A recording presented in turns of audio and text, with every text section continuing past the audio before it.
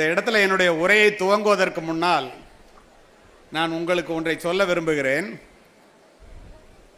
நான் இந்த உலகம் முழுவதும் சென்று உரை நிகழ்த்துபவன். இந்தியாவில் பல மாநிலங்களில், குறிப்பாக தமிழகத்தில் நான் பார்த்த ஒரு உண்மை, இவ்வளவு மாணவர்கள் 10th +1 +2 படிக்கிற இந்த அரங்கத்திலே நீங்கள் இங்கு வந்து அமர்ந்திருப்பதற்கு, இப்படி ஒரு நல்லதொரு பள்ளியிலே படிப்பதற்கு, மற்ற பள்ளிகளை சேர்ந்த பிரைவேட் ஸ்கூல் என்று சொல்லுகிறோமே, அதை சேர்ந்த மாணவர்கள் கூட இங்கே இருக்கின்றீர்கள் என்று எனக்கு தெரியும். நீங்கள் இத்துணை பேர் இங்கு வந்து அமர்ந்திருப்பதற்கு அடிப்படை காரணம் உங்களுடைய அறிவா, உங்களுடைய திறமையா, உங்களுடைய மதிப்பெண்களா, எதுவாக இருந்தாலும் இரண்டாம் பட்சம். முழு முதற் காரணம் என்ன என்பதை இந்த 10ஆம் வகுப்பு, 11ஆம் வகுப்பு, 12ஆம் வகுப்பு படிக்கும் போதே நீங்கள் அத்துணை பேரும் உங்கள் மனதிலே இப்போது நான் சொல்வதை பதிய வைத்துக் கொள்ள வேண்டும். என்ன தெரியுமா காரணம்? வரப்பிலும் வயலிலும், அலுவலகத்திலும் வீட்டிலும், வெயிலிலும் மழையிலும், பனியிலும் குளிரிலும் விழுந்து புரண்டு பட்ட காயங்களையும் தழும்புகளையும் தாங்கிக் கொண்டு தனக்கு கிடைக்காத கல்வி தன் பிள்ளைகளுக்கு கிடைக்க வேண்டும், தான் அடையாத உயரத்தை தன் பிள்ளைகள் அடைய வேண்டும், தான் வாழாத வாழ்க்கையை நம் பிள்ளைகள் வாழ்ந்து பார்க்க வேண்டும் என்ற ஒற்றை சிந்தனையோடு உங்களுக்காகவே, உங்களுடைய படிப்புக்காகவே முதுகெலும்பொடிய பாடுபடுகின்ற தந்தையையும், முழு வயிறு காணாமல் உன்னை வளர்க்கின்ற தாயையும் நீ பெற்றிருக்கின்ற காரணத்தினால் படிக்கின்றாய் என்பதை மனதிலே பதிய வைத்துக்கொள். எத்தனையோ 1000 மாணவர்கள் உங்களை விட அறிவாளிகள், உங்களை விட திறமையானவர்கள், உங்களை விட மதிப்பெண்கள் அதிகமாக பெற்றவர்கள், படிக்க வேண்டும் என்று மனம் இருந்தும் கூட சூழ்நிலை காரணமாக படிக்க முடியாமல் இருக்கின்ற ஆயிரக்கணக்கான மாணவர்களை நான் அறிவேன். இப்படிப்பட்ட சூழ்நிலையிலே நீங்கள் இங்கு வந்து அமர்ந்திருக்கிறீர்கள் என்றால் அதற்கு காரணம் உங்களுடைய பெற்றோர்கள் தான் என்பதை வாழ்க்கை முழுவதும் தயவு செய்து நீங்கள் எக்காரணத்தை முன்னிட்டும் மறந்துவிடக்கூடாது. இங்கு வந்தவுடன் இந்த குத்து விளக்கை ஏற்ற சொன்னார்கள். நீங்கள் எல்லோரும் பார்த்து கொண்டிருந்தீர்கள். நான் எங்கே சென்றாலும் இந்த குத்து விளக்கு நிகழ்ச்சி இருந்தால் என்னுடைய நெஞ்சத்தில் நிழலாடுகின்ற ஒரு உண்மை சம்பவத்தை உங்களுக்காகவே பதிவு செய்கின்றேன். இங்கு வந்தபோது திரு சுகுமாரன் அவர்கள் கூட குத்து விளக்கை ஏற்ற என்னை அழைக்கும் போது அதை சொன்னார். நானும் மாவட்ட ஆட்சித்தலைவரும் மேதகு மனிதர் அப்துல் கலாம் அவர்களும் இது போன்ற ஒரு அரசு பள்ளி நிகழ்ச்சியிலே 5000 பேர் அமர்ந்திருந்த விழாவிலே குத்து விளக்கை ஏற்றி வைத்துவிட்டு வந்து அமர்ந்தோம். கேள்வி கேட்க சொல்லி அவர் சொன்னவுடன் ஒரு மாணவன் எழுந்து இந்தியாவினுடைய மிகப்பெரிய பெருமை என்ன என்று ஒரு கேள்வியை கேட்டான். அடுத்த நிமிடம் அப்துல் கலாம் அவர்கள் சொன்னார், நான் இப்போது ஏற்றி வைத்தேனே குத்து விளக்கு, அது இந்துக்களினுடைய அடையாளம். அதை ஏற்றி வைக்க உபயோகித்தேனே மெழுகுவர்த்தி, அது கிறிஸ்தவர்களினுடைய அடையாளம். ஏற்றி வைத்த நானோ ஒரு இஸ்லாமியன். இந்த வேற்றுமையில் ஒற்றுமை தான் இந்தியாவினுடைய மாபெரும் சிறப்புனர்.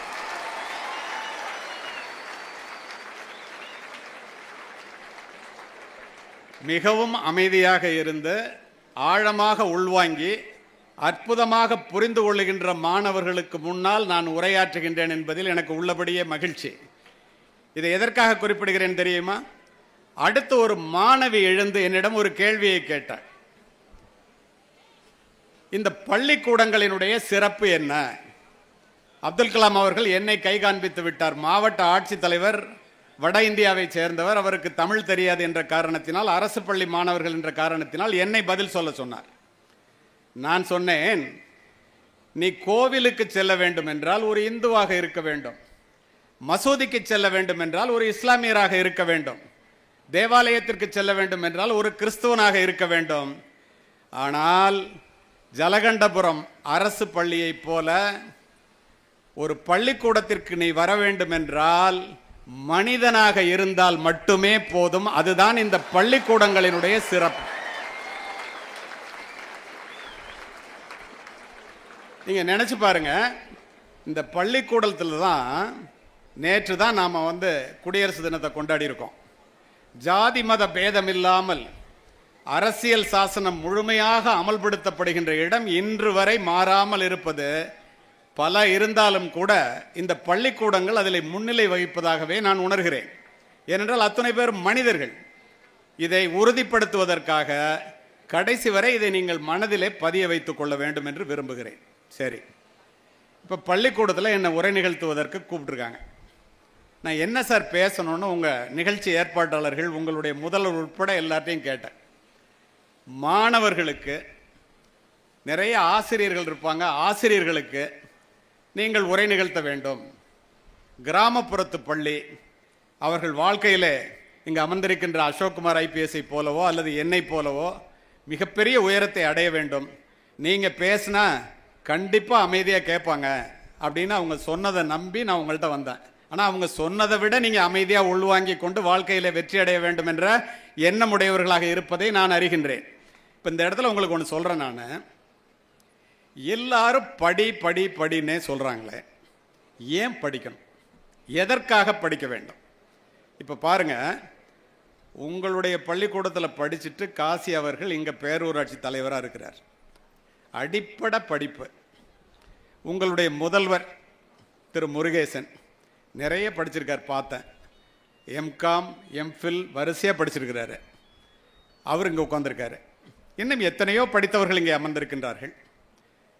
அசோக்குமார் ஐபிஎஸ், திரு கணேசன் பெரிய பட்டதாரி, நான் உட்பட. இதெல்லாம் உங்களுக்கு கண்ணுக்கு முன்னால் ஏன் காமிக்கிறேன்னா, இத்துணை பேரும் இந்த மேடையிலே அமர்ந்திருப்பதற்கு என்ன காரணம்? எல்லோருமே பெரிய கோடீஸ்வரர்கள், பணத்தை மூட்டை மூட்டையாக வைத்திருக்கின்றோம் என்ற காரணத்தினால இல்லை. பின் எதற்காக? எல்லாருக்கும் வாழ்க்கையில் ஒரு மரியாதை வேணும், ஒரு ரெக்கக்னேஷன் கிடைக்கணும், மேடைக்கு ஏறணும். இப்போ கூட ப்ரைஸ் வாங்குறதுக்கு கடைசியாக மேடைக்கு வர்ற பிள்ளைங்களை பார்த்தா அவங்களும் படிப்பில் நல்ல மதிப்பெண்கள் பெற்றவர்களாக அவங்களுக்கு பண உதவித்தொகை கொடுக்குறதெல்லாம் சொல்கிறாங்கல்ல. இவங்கெல்லாம் மட்டும் மேடையில் இருக்கிறதுக்கு என்ன காரணம்? என்ன காரணம் தெரியுமா? எக்குடி பிறப்பினும் யாவரே ஆயினும் அக்குடியில் கற்றோரை மேல் வருகவென்பர். எந்த ஜாதி மதம் குலம் ஏழை பணக்காரன் ஒன்றுமே கிடையாது. நீ படிச்சுட்டா, உன்ட்ட அறிவு இருந்துச்சுன்னா உன்னை மேடைக்கு வான்னு எவனாக இருந்தாலும் கூப்பிட்டே ஆகணும். இது எழுதப்படாத விதி. ஏன்? அறிவுடை ஒருவனை அரசனும் விரும்புவான். அரியாசனத்தில் இருப்பவர்களிடம் சரி ஆசனம் தருவது கல்வி. மன்னரும் மாசர கற்றோனும் சீர்தூக்கின் மன்னரில் கற்றோன் சிறப்புடையோன். மன்னர்க்கு தன் தேசமல்லால் சிறப்பில்லை, கற்றோர்க்கு சென்ற இடமெல்லாம் சிறப்பு. நீ ஒரு ராஜாவாக இருந்தால் கூட உன் ஊரில் மட்டும்தாண்டா உனக்கு மரியாதை. நீ படிச்சுட்டேன்னா உலகத்தில் எந்த மூளைக்கு போனாலும் உனக்கு மரியாதை உண்டு. ஏன் அப்படி?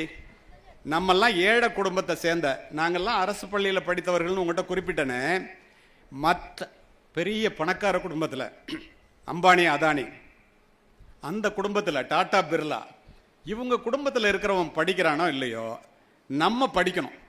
அதுக்காக தான் நம்ம அம்மா அப்பா இங்கே அனுப்பிச்சிருக்கிறாங்க. அவங்களுடைய ஒரே ஆசை உன்னை பெரிய ஆளாக்கி பார்க்கணும். உலகத்திலேயே துயரமான கண்ணீர் தாயினுடைய கண்ணீர். அந்த கண்ணிலே கண்ணீர் வருவதற்கு நீங்கள் யாரும் காரணமாக இருந்து விடாதீர்கள். ஏன் அப்படி சொல்கிறேன் தெரியுமா? ஏன் அப்படி உங்களுக்கு சொல்கிறேன் தெரியுமா? ஒரு தாய்கிட்ட நீங்கள் போய் வீட்டில் போய் கேளுங்க, உனக்கு என்னம்மா வேணும் அப்படின்னு. எனக்கு என்னடா வேணும்? நீ மட்டும் படிச்சுட்டு பெரிய ஆளாயிட்டன்னா இந்த குடும்பமே நல்லா இருக்குப்பா, ஒரு தலைமுறையே மாறிடும், எனக்கு ஒன்றும் வேண்டாம்டா அப்படின்னு சொல்லுவாங்க. உங்களுடைய அம்மாவுடைய சிறப்பு என்ன தெரியுமா? மிகப்பெரிய சிறப்பு. சமீபத்தில் அமெரிக்காவில் நியூயார்க்கில் ஒரு பள்ளிக்கூடத்தில் பேச கூப்பிட்டுருந்தாங்க. அங்கே போய் பேசிட்டு உட்கார்ந்த உடனே ஒரு வெள்ளை அமெரிக்க தாய் ஆங்கிலத்தில் கேட்ட கேள்விக்கு நான் தமிழில் பதில் என்ன சொன்னேன்னு உங்களுக்கு சொல்கிறேன். எவ்வளோ அமைதியாக கேட்குறீங்க பாருங்க. அந்த அம்மா என்கிட்ட கேட்டாங்க, இந்தியாவில் படிச்சுட்டு, குறிப்பாக அரசு பள்ளிக்கூடங்களில் படிச்சுட்டு, பெரிய அளவில் பிஹெச்டி முடிச்சுட்டு மிகப்பெரிய ஆட்களை இங்கே வேலை பார்க்குறவங்க, அந்த காலத்திலே படித்தவங்க நிறைய பேர் இருக்காங்க. இப்போ வர்ற பிள்ளைகளையும் நான் பார்க்குறேன். அவங்கள்ட்ட இருக்கிற ஒரு ஒழுக்கம், அவங்கள்ட்ட இருக்கிற உழைப்பு, அவங்கள்ட்ட இருக்கிற மனித நேயம், அவங்க பெற்றோர்கள் மீது வைத்திருக்கின்ற பாசம், பிள்ளைகளை வளர்க்கின்ற விதம், இதெல்லாம் பார்த்தா எங்கள் அமெரிக்கா பிள்ளைங்க அந்த மாதிரி இல்லையே சார். எப்படி சார் உங்கள் அம்மாலாம் அந்த பிள்ளைங்களை வளர்க்குறாங்க அப்படின்னு என்கிட்ட கேட்டாங்க. ரொம்ப மகிழ்ச்சிமா, நான் எங்கள் தாய்மார்கள்ட்டையும் எங்கள் பிள்ளைங்கள்ட்டையும் அவங்க அம்மாவுடைய பெருமையை நான் போய் சொல்கிறேன்னு சொன்னேன். அடுத்து கேட்டாங்க, இதுக்கு என்ன சார் காரணம், ஒய் அப்படின்னு கேட்டாங்க. நான் என்ன சொன்னேன் தெரியுமா? தனக்காக சமைக்காத அம்மாவும் தனக்காக சொத்து சேர்க்காத அப்பாவும் உலகத்திலே இந்தியாவை தவிர, தமிழ்நாட்டை தவிர எந்த நாட்டிலும் இல்லை. அந்த ஒற்றை காரணம் தான் சொன்னேன்.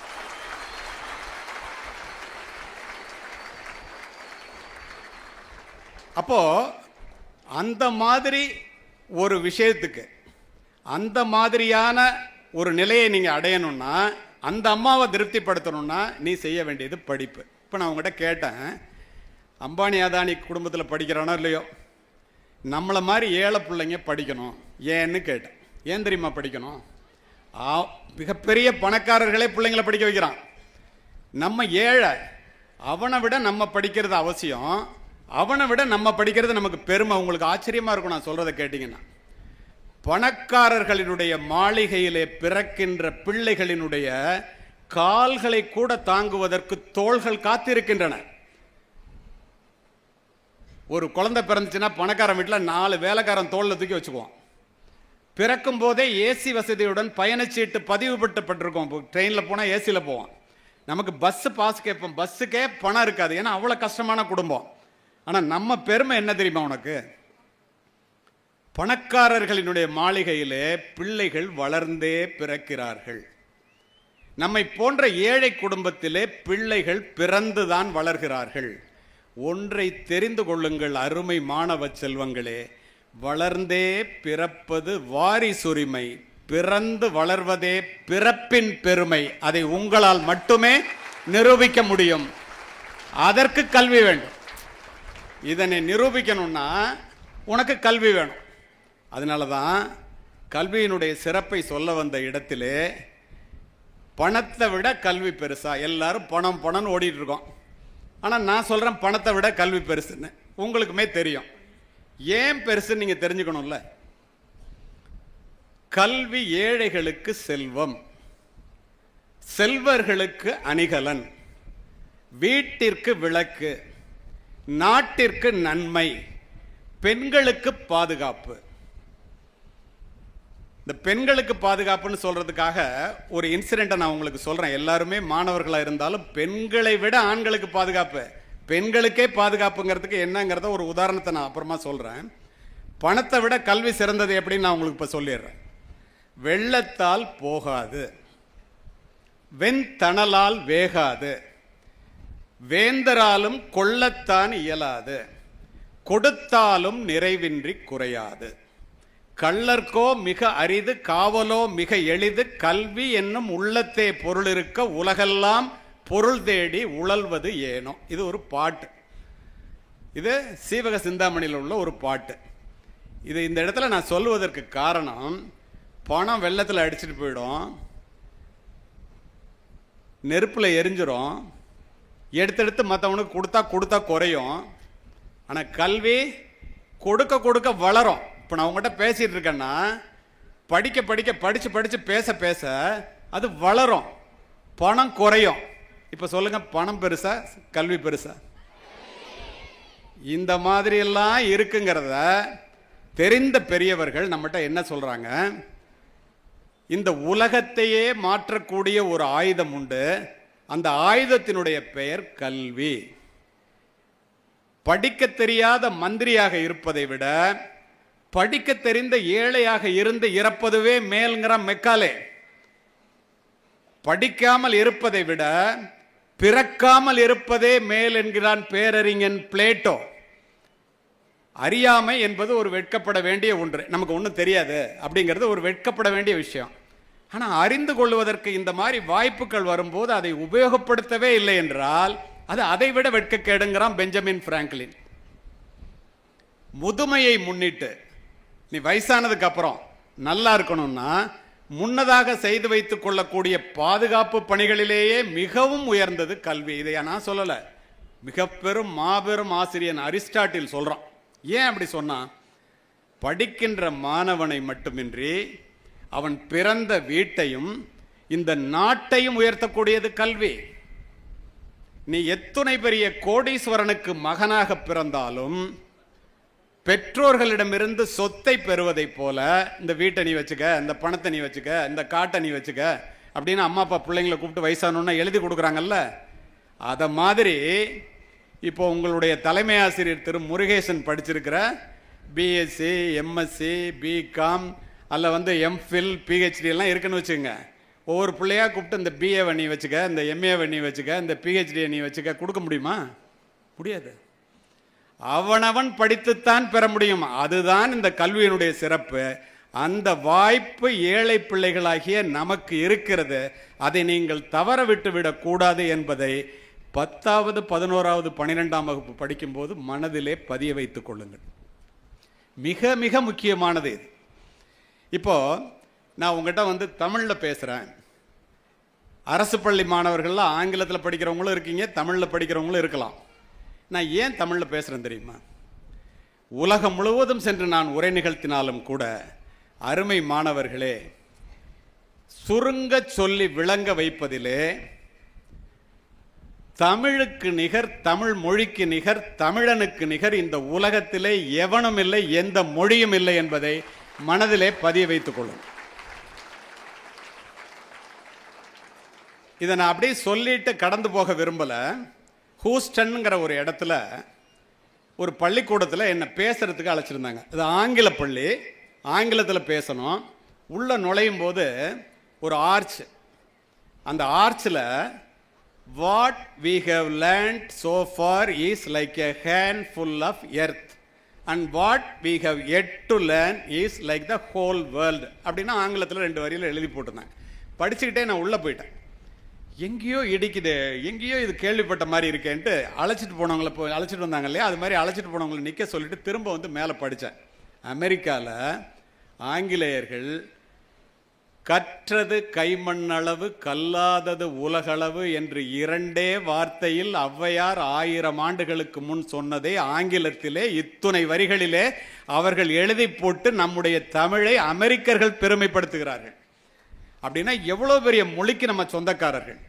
இந்த இடத்துல ஒரு 2 நிமிஷம் நம்ம தமிழில் படிக்கிறோம், நமக்கு ஆங்கிலம் தெரியாது, நம்ம ஏழை, நம்ம கருப்பாக இருக்கோம், இதெல்லாம் தயவுசெய்து நினைக்கவே நினைக்காது. ஏன் சொல்கிறேன்னு கேளு. ஆங்கிலம் வாழ்க்கையிலே அவசியம் என்பதில் மாற்று கருத்துக்கு இடமில்லை என்று நினைப்பவன் நான். வெளிநாடுகளுக்கு போனேன்னாக்கா ஆங்கிலம் இல்லாமல் எதுவும் பண்ண முடியாது. ஒரு வேலைக்கு போகணுன்னா, ஒரு இன்டர்வியூக்கு வந்தான்னாக்கா ஆங்கிலத்தில் கேள்வி கேட்டால் நீ ஆங்கிலத்தில் பதில் சொல்லக்கூடிய தகுதி இருக்கணும். எத்துணை மொழிகளை வேண்டுமானாலும் கற்றுக்கொள்ளுங்கள், தவறில்லை. நீ பிழைப்பதற்காக எத்துணை மொழிகளை வேண்டுமானாலும் கற்றுக்கொள்ளலாம். ஒழுக்கமாக வாழ வேண்டும் என்றால் தயவு செய்து தாய் தமிழை கற்றுக்கொண்டே ஆக வேண்டும். அப்பொழுதுதான் நீ ஒழுக்கமான பிள்ளையாக வளர முடியும் என்பதில் மாற்று கருத்துக்கே இடமில்லை. இதை ஏன் சொன்னேன்னா, ஏன் தமிழை நீங்கள் கற்றுக்கிட்டே ஆகணும்னு சொல்கிறேன்னா, உங்களுடைய மொழியினுடைய பெருமை என்னன்னு முதல்ல இந்த படிக்கிற பிள்ளைங்க தெரிஞ்சுக்கங்க. நம்முடைய தாய்மொழி எத்துணை சிறப்பானது என்பதை முதல்ல நம்ம தெரிஞ்சுக்கணுமா இல்லையா? பேசுறது, எழுதுறது, படிக்கிறது, வாழ போகிறது எல்லாத்துக்கும் அது தானே. ஏன் படிச்சுக்க தெரிஞ்சுக்கணும்னு சொல்கிறேங்களுங்க. ஒரு மொழி அழிந்தால் ஒரு இனம் அழிந்துவிடும். நம்முடைய முகவரியே நம்முடைய தமிழ் மொழி தான். நம்முடைய தமிழ் மொழி வெறும் மொழி அல்ல, மற்ற மொழிகளைப் போல உயிரோட்டமுள்ள உணர்வுள்ள உன்னதமான மொழி. ஏன் தெரியுமா அப்படி சொல்கிறேன்? எந்த மொழியிலும் இல்லாத சிறப்பு நம்ம தாய்மொழிக்கு உண்டு. என்ன தெரியுமா? இந்த உலகத்தில் 7913 மொழி இருக்குது. ரொம்ப கவனமாக கேட்குறீங்க, அதனால உள்ளே போய் சொல்கிறேன் நான். 7913 மொழி உலகம் முழுக்க இருக்கு. இதில் 150 மொழிகளுக்கு மட்டுமே எழுத்து இருக்கு. மற்ற மொழிகளுக்கு எழுத்தே இல்லாத மொழி இருக்கு. எழுத்து இல்லைன்னா அந்த மொழி அடுத்த தலைமுறைக்கு போகாது. ஏன்? எழுத்து இல்லைன்னா புத்தகம் இல்லை, அடுத்த தலைமுறைக்கு கடத்த முடியாது. இந்த 150 மொழிகளிலே 2000 ஆண்டுகளை கடந்த மொழி எது? அது மட்டும் செம்மொழி அந்தஸ்து கொடுக்கணும், அதுக்கு இலக்கணம் இருக்கணும், இலக்கியம் இருக்கணும், எழுத்து இருக்கணும் அப்படின்னு ஒரு பெரிய ஆய்வு நடக்குது. 7 மொழியை மட்டும் தேர்வு செய்கிறாங்க. அந்த 7 மொழிகள் இலக்கணம், இலக்கியம், எழுத்து 2000 வருஷத்துக்கு மேலே. இந்த மொழிகள் தான் செம்மொழி அப்படின்னு சொல்லி கிரேக்கம், லத்தீன், ஹீப்ரு, சைனம், பாரசீகம், சமஸ்கிருதம், தமிழ் என்று 7 மொழியை தேர்வு செய்கிறாங்க. இந்த 7 மொழியில் நம்ம தாய்மொழி எப்படி சிறந்தது தெரியுமா? லத்தீன், கிரேக்கம், பாரசீகம் இந்த 3 மொழிகள் சுத்தமாக போர்த்துகீஸ் அப்படின்னு சொல்கிறோம்ல, போர்ச்சுகல், அந்த 4 மொழிகளும் பேச்சிலே இல்லை, பேச்சு வழக்கே இல்லை, அதனால உயிர் இல்லை. 7ல் 4 போச்சுன்னா பாக்கி 3 எது? சமஸ்கிருதம், சைனம், தமிழ். சமஸ்கிருதம் தேவ பாஷையாகி போச்சு. என்ன? கடவுளுக்கு வேதம் சொல்லும் போது மட்டும்தான் பேச முடியுது, மனிதர்களுக்கு மனிதர் பேசிக்கிறது இல்லை, பேச முடியாது, அதனால வளர முடியல. இன்னும் 2 மொழி, ஒன்று நம்ம நாட்டுக்கு பக்கத்தில் இருக்கிற மிகப்பெரிய நாடுகளில் ஒன்றான சைனாவில் உள்ள மொழி, இன்னொன்று இந்தியாவில் உள்ள தமிழ் மொழி. இந்த சைன மொழிக்காரன் என்ன சொன்னான், 2500 ஆண்டுக்கு பழமையானது எங்களுது, எங்கிட்ட புத்தகம்லாம் இருக்குடா, அதனால எங்களுக்கு அடுத்தது தான் உங்களுதுன்னு சொன்னான். சமீபத்தில் இந்த அரசாங்கம் மூலமாக கீழடியிலே செய்யப்பட்ட ஆய்வின் மூலம் சுடு மண்ணில் செய்யப்பட்ட ஒரு பானையில் கோதை என்று எழுதப்பட்டிருந்த எழுத்துக்களை அமெரிக்காவில் நியூயார்க்கில் உள்ள ஒரு பெரிய விஞ்ஞான கூடத்துக்கு கார்பன் டேட்டிங் முறையில் இது எத்தனை வருஷம் பழமையானது அப்படிங்கிறத ஆய்வு செஞ்சு அனுப்புங்கன்னு அனுப்பிச்சிருந்தாங்க. அவன் ஆய்வு செஞ்சுட்டு சொன்னான், இது 3400 ஆண்டுகளுக்கு முந்தையது. இன்றைய நாளிலே தமிழ் மொழி உலகத்திலேயே மிக மூத்த மொழி என்பது விஞ்ஞான பூர்வமாக நிரூபிக்கப்பட்டிருக்கு. இப்படிப்பட்ட மொழிக்கு நம்ம தாய்மொழிக்கு சொந்தக்காரங்களா இருந்தா இந்த மொழியை எப்படி நம்ம கொண்டாடணும் நினைச்சு பாருங்க. அதனால தான் யாமறிந்த மொழிகளிலே தமிழ் மொழி போல் இனிதாவது எங்கும் இல்லை, யாமறிந்த புலவரிலே கம்பனைப் போல் வள்ளுவனைப் போல் இளங்கோவைப் போல் பூமிதனில் யாங்கனுமே பிறந்ததில்லை.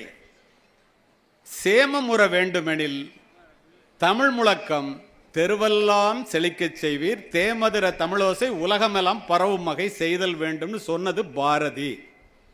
14 மொழிகள் தெரிந்த ஒரு மனிதன் தமிழ் மொழி எப்படி சிறந்ததுன்னு சொல்றோம். படித்தா மட்டும் பத்தாது, படிக்கிறவங்க நீங்கள் எல்லாருமே நம்ம தமிழன், நம்முடைய மொழி தமிழ் மொழி, நம்முடைய மொழி உலகத்திலேயே சிறந்த மொழி, இதை உலகத்தில் உள்ளவனுக்கு தெரியுது, நமக்கு தெரியலேங்கிறது தான் மிகப்பெரிய வருத்தம். உங்களுக்கு தெரியுமா, உலகத்தில் 5 நாடுகளிலே வேறு எந்த மொழிக்கும் அங்கீகாரம் கிடையாது. அரசு அங்கீகாரத்துடன் செயல்படுகின்ற 5 நாடுகளிலே தமிழ் மொழி அரசு அங்கீகாரம் பெற்ற மொழியாக இருக்கிறது. எது தெரியுமா? Ceylon, Singapore, Mauritius, Malaysia, Canada. இந்த 5 நாட்டிலையும் அரசு அங்கீகாரம் பெற்ற மொழி. அரசு பார்த்தீங்கன்னா தமிழ் விழா நடத்துவாங்க. வேற எந்த மொழிக்கும் இந்த சிறப்பு கிடையாது.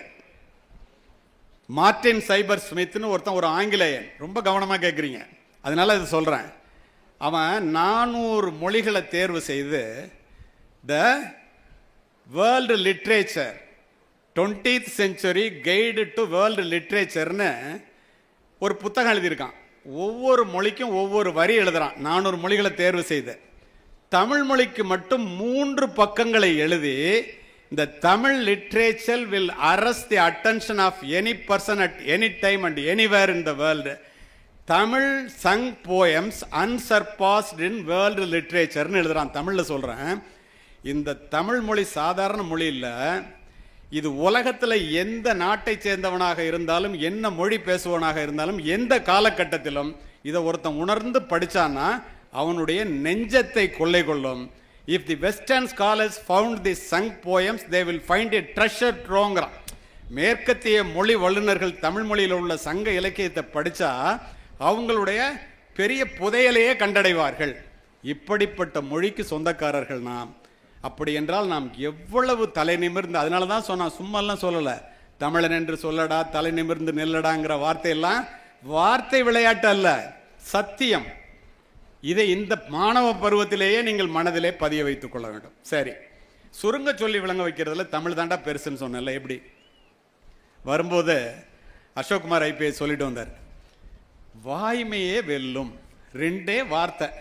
என் வாழ்க்கை பூரா அதை பயங்கர ஆனஸ்டா வேலை பார்த்த போலீஸ் ஆஃபீஸர் அவர். வாய்மையே வெல்லும் 2 வார்த்தை நானும் எங்கெங்கெல்லாமோ யோசித்து பார்க்குறேன், எல்லாருக்கும் பொருந்தது. எப்படி இதை சொன்னான்? யாதும் ஊரே யாவரும் கேளீர், தீதும் நன்றும் பிறர் தர வாரா. உனக்கு நல்லது வந்தாலும் கெட்டது வந்தாலும் அதுக்கு நீ தாண்டா காரணம். உலகத்தில் உள்ள எல்லா நாடும் என்னுடைய நாடு, உலகத்தில் உள்ள எல்லா மொழியும் என்னுடைய மொழி, எல்லாரும் என்னுடைய உறவினர்கள். எங்க எழுதி போட்டிருக்கான் தெரியுமா? ஐநா சபையில் கதவுல தமிழ்ல 2400 வருஷத்துக்கு முன்னாடி கணியன் பூங்குன்றனார் சொன்னதை தமிழ் மொழியில ஐநா சபையில் எழுதி போட்டிருக்கான். அப்படிப்பட்ட மொழிக்கு சொந்தக்காரர்கள் நீங்க. இப்ப கல்விக்கு வருவோம். கல்வி ஓதாமல் ஒரு நாளும் இருக்க வேண்டாம். ஒரு நாள் கூட படிக்காம இருக்காத. இளமையில் சின்ன வயசுலயே படிச்சிரு. கல்வி கரையில கற்பவர் நாள் சில. உங்களுக்கு பொருள் சொல்ல வேண்டியதில்லை, நல்லாவே புரிஞ்சுக்கிறீங்க. கற்கை நன்றே கற்கை நன்றே பிச்சை புகினும் கற்கை நன்றே. பிச்சை எடுத்தாவது படிச்சிடறா. ஏன்னா கல்வி அவ்வளோ முக்கியம். படிக்கலைன்னா வாழ்க்கை முழுவதும் உடல் உழைப்பை மட்டுமே நம்பி மாடாய் உழைத்து ஓடாய் தேய்ந்து போகின்ற கோடிக்கணக்கான நபர்களில் நீனும் ஒருவனாக மாறி விடுவாய்.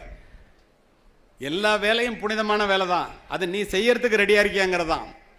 ரோட்ல தாறு போடுறான் பாரு, காலில் துணியை சுத்திக்கிட்டு, டேபிள் துடைக்கிறான் பாரு, சாப்பிட்டவங்களுடைய பிளேட்டெல்லாம் எடுத்துக்கிட்டு, இதெல்லாம் படிக்கவில்லையே என்ற மன அழுத்தத்தோடு செய்கிறாங்க பாரு.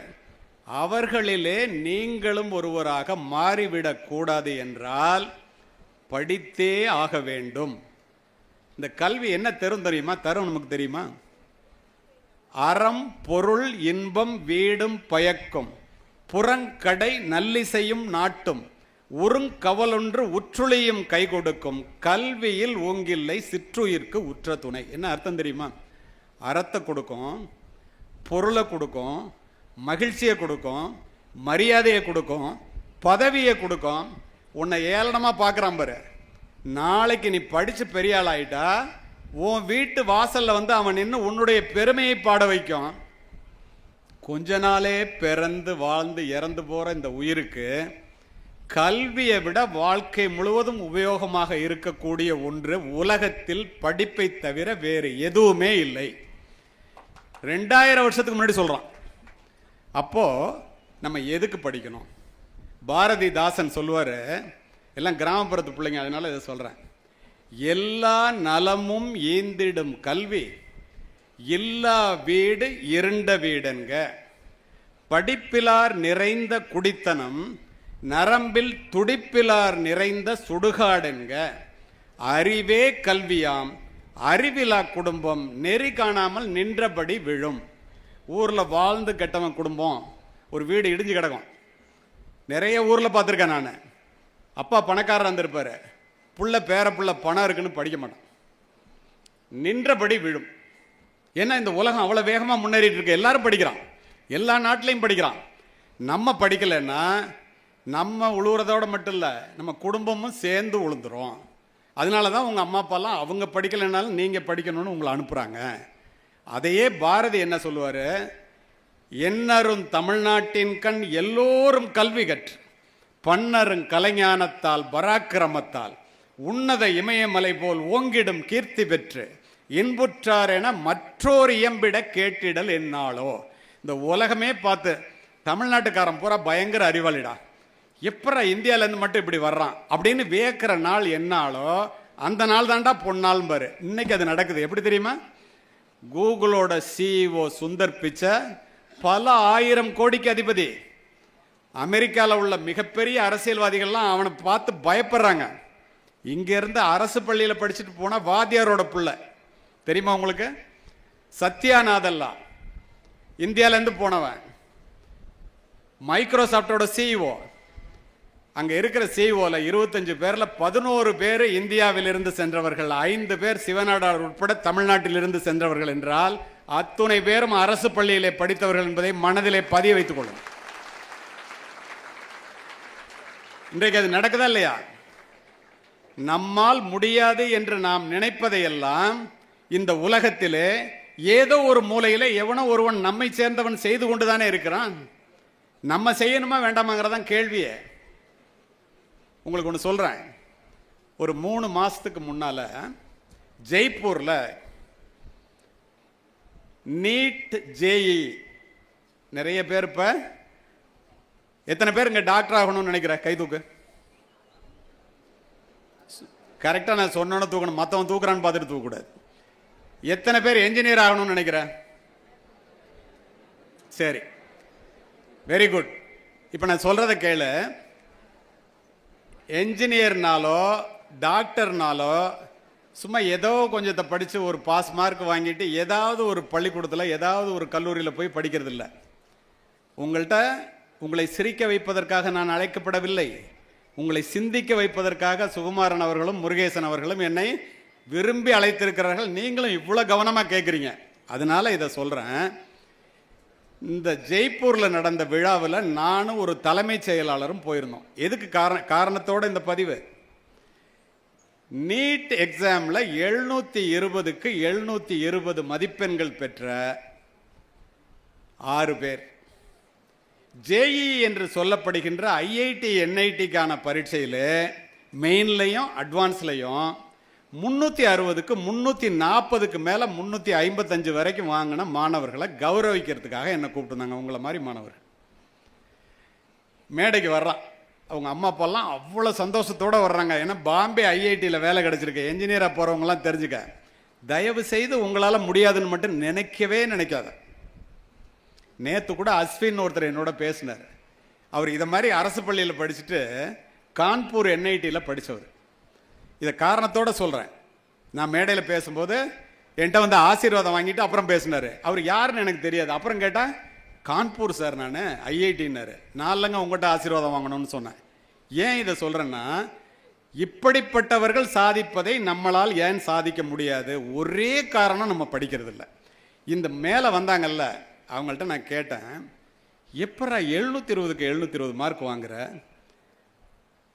ஐஐடிக்கான தேர்வு வந்து it is supposed to be a toughest examination in global level. உலக அளவில் ரொம்ப கஷ்டமான பரீட்சைன்னு பார்க்கப்படுது. ஐஏஎஸ் ஐபிஎஸை விட கஷ்டமான பரீட்சைன்னு சொல்கிறான்.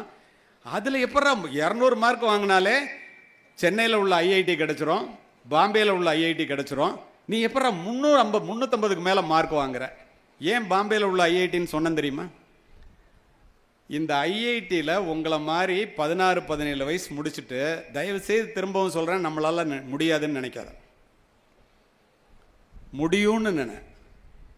போய் படித்தவன் இந்த மாதிரி மார்க் வாங்கி பாம்பே ஐஐடியை பற்றி உங்கள்கிட்ட, மெட்ராஸ் ஐஐடி, பாம்பே ஐஐடி, மொத்தம் 23 ஐஐடி இருக்கு, 31 என்ஐடி இருக்கு.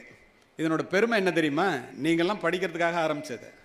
நம்மெல்லாம் ஒழுங்காக படிக்காதனால மற்ற ஸ்டேட்டில் இருக்க அரசு பள்ளியில் படிக்கிற மாணவர்கள் இந்த இடத்தெல்லாம் வாங்கிட்டு போகிறோம். ஒரு வருஷத்துக்கு தெலுங்கானா, ஆந்திர பிரதேஷ், கேரளா சாதாரண பள்ளிக்கூடத்தில் படிக்கிறவன் 1500 பேர் கணக்காக போகிறான். நம்ம ஊர்லேருந்து 250 பேர் போகிறோம். சரி, 250 பேரில் உங்களை மாதிரி ஒருத்தர் இருக்கான் தானே, இந்த டீச்சர் சொல்லி கொடுத்து இந்த பாடத்தை படித்து தானே போகிறான்.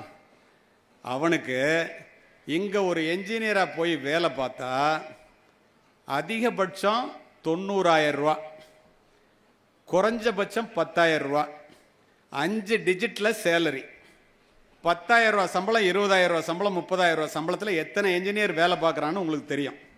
அதே நீ பாம்பே ஐஐடியில், சென்னை ஐஐடியில், என்ஐடியில், ஐஐடியில் படிச்சுட்டு வேலை போனால், அருமை மாணவர்களே, ஒரு வருடத்திற்கு 1,20,00,000 ரூபாய், ஒரு மாதத்திற்கு 10 லட்சம் ரூபாய் சம்பளம் வாங்குகின்ற மாணவர்கள், உங்களைப் போல மாணவர்களை நான் பார்த்திருக்கின்றேன்.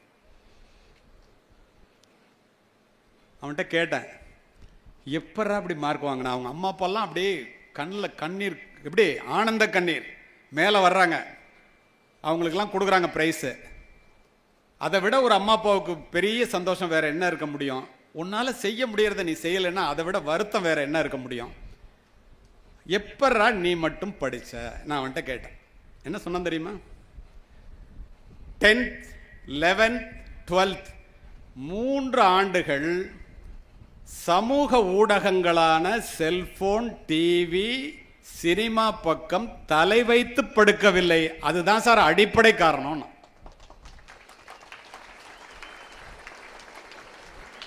எத்தனை வருஷம்? 3 வருஷம் செல்போனை பார்த்தது இல்லைங்கிறான்.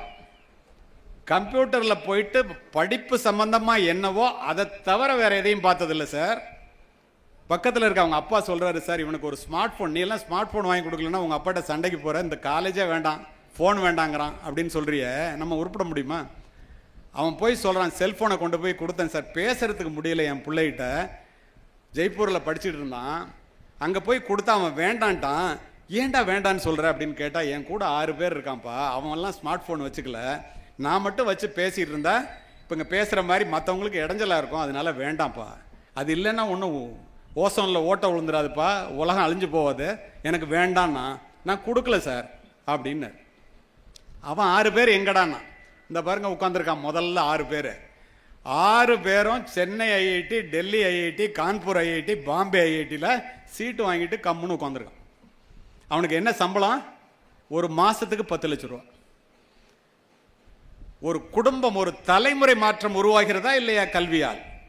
ஒருமைக்கண் தான் கற்ற கல்வி ஒருவருக்கு எழுமையும் ஏமாப்புடைத்து. ஒரு பிறவியில நீ படிச்சுட்டேன்னா 7 பிறவிக்கு உதவுண்டா சொல்றது வள்ளுவர். கேடில் விழிச்செல்வம் கல்வி ஒருவருக்கு மாடல்ல மற்றையவை. அறிவு அற்றம் காக்கும் கருவி செருவார்க்கும் உள்ளளிக்கலாக அரண். நீ மட்டும் படிச்சுட்டேன்னா ஒரு ராஜாவாக இருந்தால் கூட படையெடுத்து வந்தான்னா உன் சொத்தை அபகரிச்சுட்டு போகலான்டா, உன்கிட்ட இருக்க அறிவை எவனாலே அபகரிக்க முடியாது, படிடாங்கிற.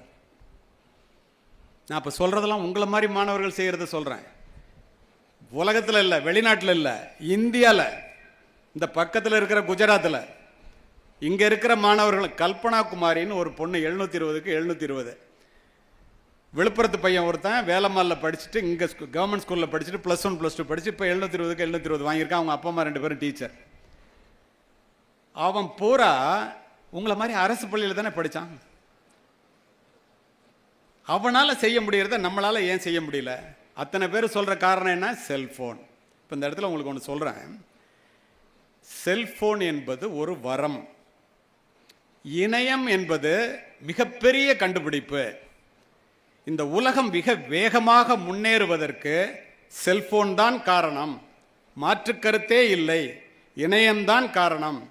ஆனால் அதை நீ ஒழுங்காக உபயோகப்படுத்தும் வரை உன்னுடைய உயர்விற்கு அது காரணமாக இருக்கும். அதை தவறாக நீ உபயோகப்படுத்தினால் உன்னுடைய வீழ்ச்சிக்கு அதுதான் முதல் காரணமாக இருக்கும். இந்தியாவிலே 100க்கு 80% இளைஞர்கள் தவறாகவே உபயோகிக்கிறார்கள். எப்பொழுதும் செல்போனிலேயே இருக்கிறார்கள்.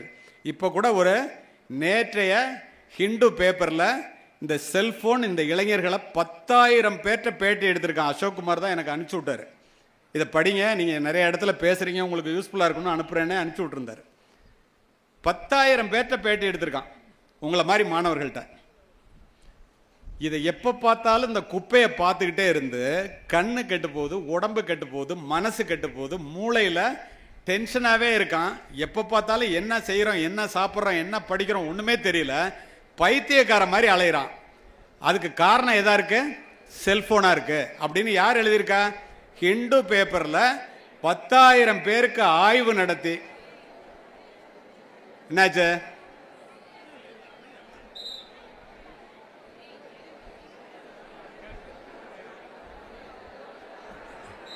உட்காருங்க.